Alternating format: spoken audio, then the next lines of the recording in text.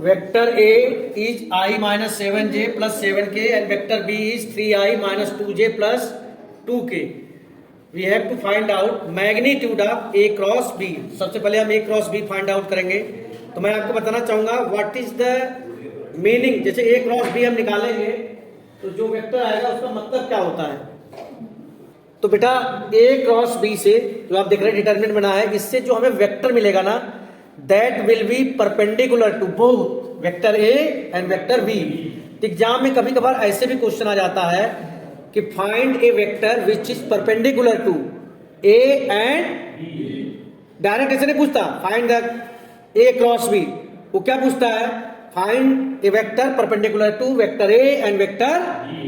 तो आपको तुरंत समझना होगा कि you have to find out A cross B। अब कैसे पता करते हैं, मैंने लिख लिया I, डिटरमिनेंट ओपन करेंगे, -14 + 14 -j, इधर आएगा 2 - 21 + k, इधर आएगा -2 + 21, इसका मल्टीप्लाई करते हैं ना इसमें, माइनस +21, इधर क्या है भाई 0 आ गया, इधर क्या आ गया +19j और इधर क्या आ गया 19k। तो अभी यहीं तक बात नहीं रुकी है, आपको इसका एक्चुअली मैग्नीट्यूड निकालना है अकॉर्डिंग टू क्वेश्चन।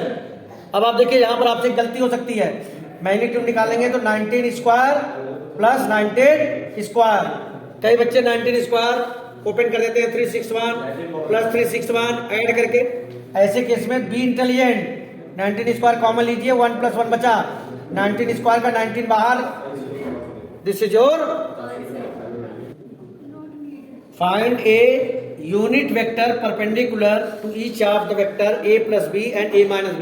A और B दिया हुआ है, A + B और A - B के परपेंडिकुलर पहले हम वेक्टर पता करेंगे। तो आपको बता चुका हूं मैं कि A + B और A - B के परपेंडिकुलर पता करना है, तो आपको क्या पता करना पड़ेगा, क्रॉस प्रोडक्ट। क्या चीज, क्रॉस प्रोडक्ट। पहले हम वो फाइंड आउट कर लेते हैं।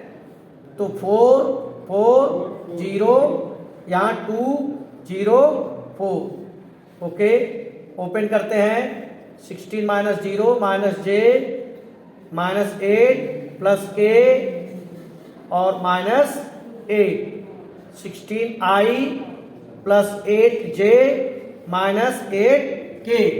ये आ गया vector which is perpendicular to A + B and A - B। लेकिन इसने कहा फाइंड ए यूनिट वेक्टर। तो यूनिट वेक्टर, अगर कोई वेक्टर ए दिया है उसका यूनिट वेक्टर निकालना है, उस वेक्टर को उसी के मैग्नीट्यूड से डिवाइड कर दीजिए। तो यूनिट वेक्टर निकालने के लिए आप क्या करोगे, ये जो वेक्टर दिया हुआ है जो आपने अभी निकाला है, इसको आप इसी के मैग्नीट्यूड से +8 स्क्वायर -8 स्क्वायर 8j -8k, क्या आएगा 256 + 64 + 64, 16i + 8j -8k, इसे ऐड करते हैं,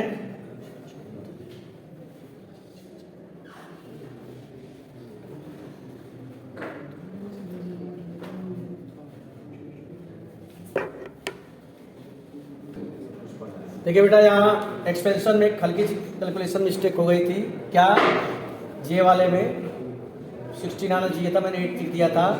उसके बाद तो आप समझ रहे हैं कि यूनिट वेक्टर निकालने के लिए इस वेक्टर को इसी के मैग्नीट्यूड से डिवाइड कर देंगे, और डिवाइड करने के बाद आपका आंसर आ गया।